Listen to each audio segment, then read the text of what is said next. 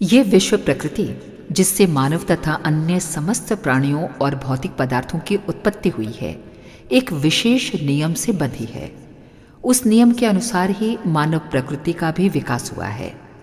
इस व्यापक नियम के नियंत्रण में ही हमको दिखलाई पड़ने वाले इस जड़ चेतन संसार के सब कार्य चल रहे हैं। इन्हीं नियमों को, जिनके आधार पर ये विश्व संसार टिका हुआ है, जान लेना और उनके अनुकूल व्यक्तिगत तथा सामाजिक जीवन की व्यवस्था करना, यही भारतीय संस्कृति और सभ्यता का सार है।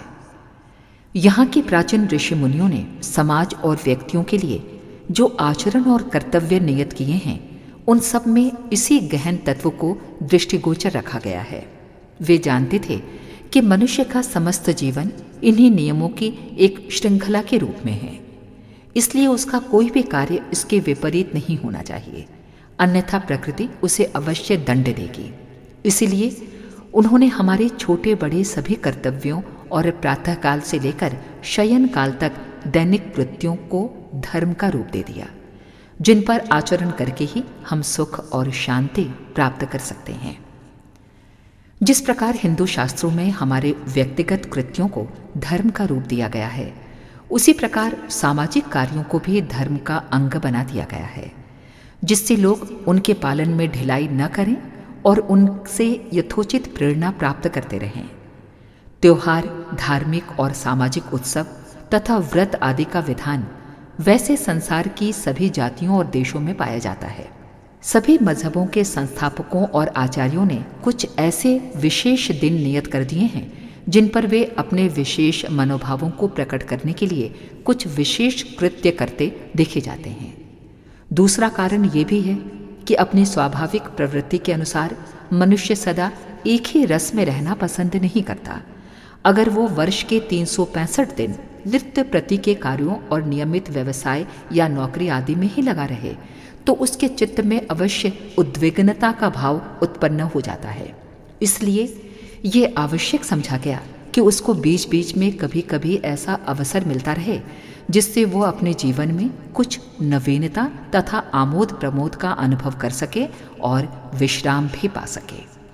अन्य समस्त जातियों के त्योहारों की भांति उपयुक्त उद्देश्य हिंदू जाति के त्योहारों में भी पाए जाते हैं, पर हमारे यहाँ इतनी विशेषता और है कि त्योहारों को केवल छुट्टी अथवा धर्माचार्यों की जयंती आदि का दिन न समझकर उससे मनुष्यों की आध्यात्मिक उन्नति और सामाजिक विकास का भी उद्देश्य सिद्ध किया जाता है।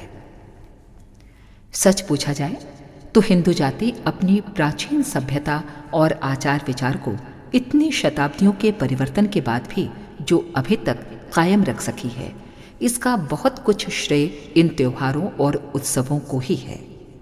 साधारण जनता धर्म के गंभीर उपदेशों को समझ नहीं सकती और न आध्यात्मिक तत्वों पर अमल कर सकती है।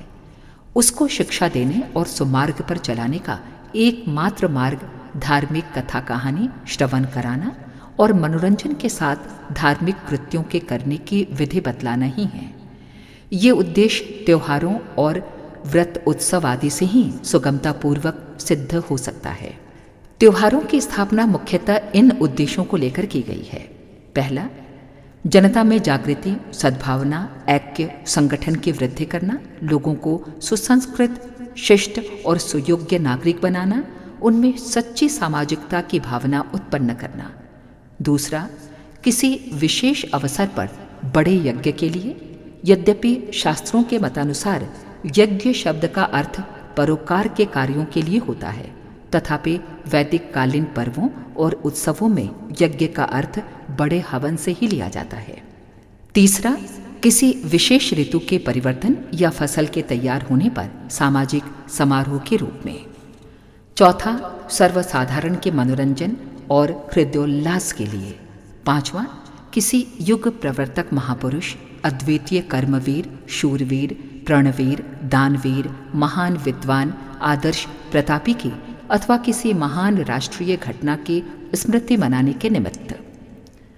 हमारे तत्ववेत्ता पूज्यपाद महर्षि ऋषियों ने ऊपर बतलाए पांचों उद्देश्यों के अनुकूल अनेक त्योहार और पर्व के दिवस नियत कर दिए हैं और उन सब में लौकिक कार्यों के साथ ही धार्मिक तत्वों का ऐसा समावेश कर दिया है कि उनसे हमको अपने जीवन निर्माण में बड़ी सहायता मिलती है और समाज भी सुमार्ग पर अग्रसर हो सकता है। मनुष्य स्वभाव से ही अनुकरणशील प्राणी है।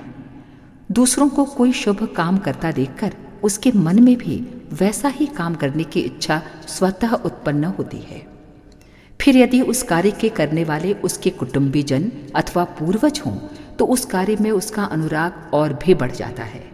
यही कारण है कि प्राचीन काल में जिनके कुलों में उत्तम कार्य और सत्कर्म होते चले आए थे, उनकी संतान भी प्रायः सन्मार्गगामी होती थी।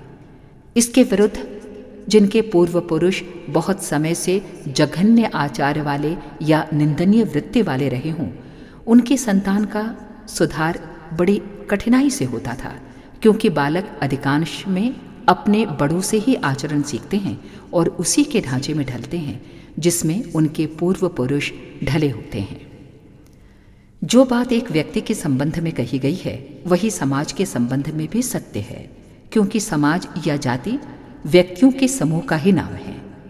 जिस समाज या जिस जाति में अधिक संख्या जैसे भले या बुरे, उन्नतिशील अथवा अवनतिशील लोगों की होगी, वैसे ही वो जाति बन जाएगी। इसीलिए सभ्य जातियां अपने महान कार्य करने वाले पूर्व पुरुषों, महात्माओं, प्रतापवान व्यक्तियों के स्मृति को सुरक्षित बनाए रखने के लिए प्राणपण से यत्न करती हैं, जिससे आगामी पीढ़ियों को उनका आदर्श प्रेरणा देता रहे। इस स्मृति को स्थिर रखने और ताज़ा बनाए रखने के दो उपाय हैं। एक, ऐतिहासिक ग्रंथों की रचना और उनका पठन पाठन, जिससे बालकों और युवकों के हृदय में अपने प्रातः स्मरणीय पुरुषों के कीर्ति कलाप और उच्च आदर्श स्थान बना लेते हैं। दूसरी विधि, उन खास तिथियों को जब उन महापुरुषों के जीवन की कोई महान घटना घटी हो अथवा जिस दिन उनका जन्म हुआ हो, उत्सव अथवा त्योहार मनाना। इससे साधारण मनुष्यों को भी उन महापुरुषों के नाम लेने और उनके संबंध में कुछ चर्चा करने का अवसर प्राप्त होता है, जिससे वे सत्य शिक्षा ग्रहण कर सकते हैं, अपने जीवन को किसी उच्च लक्ष्य की तरफ मोड़ सकते हैं। संसार की सभी सभ्य जातियों में इस प्रकार के स्मारक दिवस बड़े उत्साह और बड़े समारोह के साथ मनाए जाते हैं और किसी जाति की सभ्यता और उच्चता का अनुमान पूर्व पुरुषों के प्रति उसके सम्मान और वीर पूजा से लगाया जाता है। जिस जाति के पास ऐसे कोई महापुरुष नहीं, वो बड़ी अभागी है और उन्नति के मार्ग पर उसका अग्रसर होना अत्यंत कठिन है, क्योंकि जब उसके सामने कोई उच्च आदर्श ही नहीं तो किस प्रकार अवनति के गड्ढे से निकलकर उन्नति के शिखर की तरफ अग्रसर हो सकती है। इसलिए समाजशास्त्रवेत्ताओं ने यहाँ तक कह दिया है कि जिस जाति के पास दुर्भाग्य से उच्च आदर्श के लायक कोई महापुरुष न हो, उसे किसी अन्य जाति के महापुरुषों को अपना लेना चाहिए, क्योंकि बिना आदर्श के उत्कर्ष की संभावना बिना जड़ मूल के पौधे के फलने फूलने की आशा के समान हास्यास्पद है। कहा जाता है कि यूरोप में फ्रांस देश इस विषय में अग्रगण्य है और पूर्व पुरुषों के जितने स्मारक तथा स्मृति दिवस वहाँ पाए और मनाए जाते हैं, उतने और किसी देश में नहीं। जापान वाले तो अपना मुख्य धर्म ही पूर्वजों की पूजा करना मानते हैं और वहाँ जो 11 मुख्य त्योहार प्रचलित हैं, उनमें से 9 पूर्व पुरुषों के स्मारक दिवस ही हैं। सौभाग्य से हमारा भारतवर्ष भी इस विषय में किसी अन्य जाति से पीछे नहीं है। एक प्रकार से तो हम कह सकते हैं कि हिंदुओं के बराबर त्योहार और पर्व दिवस संसार की किसी भी जाति में प्रचलित नहीं है। यदि यहाँ के सब त्योहारों, पर्वों तथा व्रतों आदि की गणना की जाए तो उनकी संख्या इतनी अधिक है कि एक वर्ष के 365 दिनों में से भी एक भी दिन ऐसा नहीं मिल सकता जो किसी न किसी दृष्टि से पवित्र पर्व और विशेष धार्मिक कृत्य से शून्य हो। इसी से कहावत प्रचलित हो गई है कि 8 वार और 9 त्योहार। वर्तमान काल में हिंदू जाति में एक प्रकार की निर्जीवता आ गई है। वो ऋषि मुनियों द्वारा निर्धारित जीवन प्रदायक प्रथाओं को भूलकर सारहीन रूढ़ियों के जाल में ग्रसित हो गई है। तदनुरूप ही हमारे त्योहारों और पर्वों का रूप भी विकृत हो गया है। अब लोग उनके मूल स्वरूप को तो बहुत कुछ भूल गए हैं और उनके स्थान पर उद्देश्यहीन बेढंगी रूढ़ियों को अपनाकर पुरानी लकीर पीटते जा रहे हैं। इतना ही नहीं, कितने ही त्योहारों पर लाभदायक कृत्यों की बजाय लोग ऐसे काम करने लगे हैं जो स्पष्टतः हानिप्रद हैं। उदाहरण के लिए कुछ लोगों ने दिवाली को जुआ खेलने का ही त्योहार बना डाला और वे इस अवसर पर एक दिन नहीं कई दिन तक भयंकर रूप से जुआ खेलते हैं। इसका परिणाम ये होता है कि अनेक बार बड़ी दुर्घटनाएं हो जाती हैं। इसी प्रकार होली पर जबरदस्ती रंग और कीचड़ आदि फेंकने तथा गंदी से गंदी गाली बकने को ही त्योहार का उद्देश्य समझ लिया जाता है। इसके कारण भी मारपीट हो जाना और सिर फूटना साधारण सी बात हो गई है। यूं तो समाज में आज ऐसे भी सज्जन मौजूद हैं जो पंडित और ज्ञानी होने का दावा करते हुए तरह तरह की दलीलें देकर इन सब कुरीतियों का समर्थन करते हैं। पर हम त्योहारों के नाम पर या प्राचीन रूढ़ियों के बहाने किसी ऐसी बात को स्वीकार नहीं कर सकते जिनसे व्यक्तियों और समाज को हानि उठानी पड़े। अधिकांश मनुष्यों की प्रकृति प्राय अधोगामिनी होती है और उसे जरा भी सहारा या बहाना मिल जाए तो फौरन दुर्व्यसनों की तरफ प्रेरित होती है। यही कारण है कि मनुष्यों को हमेशा सन्मार्ग पुण्य कार्यों का ही उपदेश दिया जाता है। हानिकारक कार्यों, दुर्व्यसनों अथवा गंदे आमोद प्रमोद के लिए किसी को उपदेश देने की जरूरत नहीं होती। इनके सिखाने वाले गुरु लोग तो सब जगह बिना कोशिश किए अपने आप ही मिल जाते हैं। इसलिए कोई त्योहार किसी भी उद्देश्य की सिद्धि के लिए क्यों न स्थापित किया गया हो, अगर उसमें कुछ हानिकारक बातों का समावेश हो गया है तो उनका त्याग अवश्य करना चाहिए। ये बातें व्यक्तिगत रूप से तो किसी प्रकार सहन करनी भी पड़ती है, पर इनको सामाजिक रूप दे देना महापाप समझना चाहिए, क्योंकि फिर तो उसका प्रभाव भले बुरे सभी श्रेणियों के लोगों पर पड़ने लगता है। त्योहार और धार्मिक उत्सव जाति के लिए नवजीवन प्रदान करने वाले और स्फूर्ति प्रदायक होते हैं। इसलिए उनका प्रचार करना और उनको उत्साह से मनाना तो सभी समाज हितैषियों का परम कर्तव्य है। पर साथ ही ये ध्यान भी रखना परमावश्यक है कि हम उनके वास्तविक उद्देश्य और स्वरूप को न भूलें। समय के प्रभाव से व्यक्ति और वस्तुओं की तरह संस्थाएं और प्रथाएं भी जीर्ण पड़ जाती हैं और उनमें अनेक प्रकार की कमजोरियां, दूषण प्रवेश कर जाते हैं। समझदार समाज नेताओं का कर्तव्य है कि इस तरफ ध्यान देते रहें और जिस प्रकार हम प्रतिवर्ष अपने गृहों, वस्तुओं की सफाई, मरम्मत आदि कराते रहते हैं, उसी प्रकार सामाजिक प्रथाओं में भी समयानुकूल संशोधन और परिवर्तन करते रहें।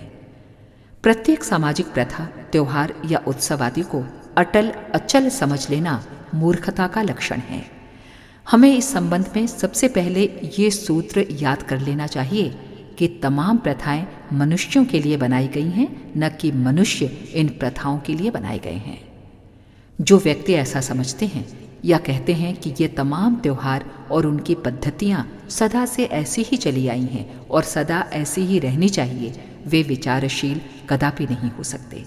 यदि वे बुरा ना माने तो उनको कोप मंडुक भी कहा जा सकता है। त्योहार और सामाजिक उत्सव सदैव कुछ न कुछ बदलते रहते हैं और उनके मनाने की विधियां तो आज भी हर प्रदेश में कुछ न कुछ भिन्न हैं। 1000-2000 वर्ष की बात तो छोड़ ही दीजिए, अब से 500-700 वर्ष पहले के साहित्य और ऐतिहासिक ग्रंथों की भी भली प्रकार खोज करें तो मालूम पड़ेगा कि उस समय मनाए जाने वाले अनेकों त्योहार आज समाप्त हो गए हैं और कितने ही नए प्रचलित हो गए हैं। त्योहारों और सार्वजनिक उत्सवों की विवेचना के माध्यम से लक्ष्य यही रहता है कि अपने पूर्व पुरुषों के अनुकरणीय और उज्ज्वल सत्कार्यों की स्मृति को कायम रखते हुए हम उनको इस प्रकार मनाएं जिससे वे हमारे लिए ही नहीं, मनुष्य मात्र के लिए कल्याणकारी सिद्ध हों। हमें सदैव उनसे कोई सत्य शिक्षा, सत्य प्रेरणा ग्रहण करनी चाहिए। हमें भूलना नहीं चाहिए कि ये सत्य परंपरा किसी कारण विशेष से सुसंस्कारिता संवर्धन हेतु जन जन को धर्म चेतना को अनुप्राणित करने के लिए आरंभ की गई थी। इस सांस्कृतिक धरोहर को जीवंत बनाए रखना हम सबका युग धर्म है। अगर आपको हमारी यह वीडियो पसंद आई हो तो इसे लाइक करें, कमेंट और शेयर करें और हमारे YouTube चैनल ऋषि चिंतन को सब्सक्राइब भी कर लें। साथ ही बेल आइकन को भी दबाएं ताकि आपको आने वाले सभी वीडियोस की नोटिफिकेशंस मिलती रहे। धन्यवाद।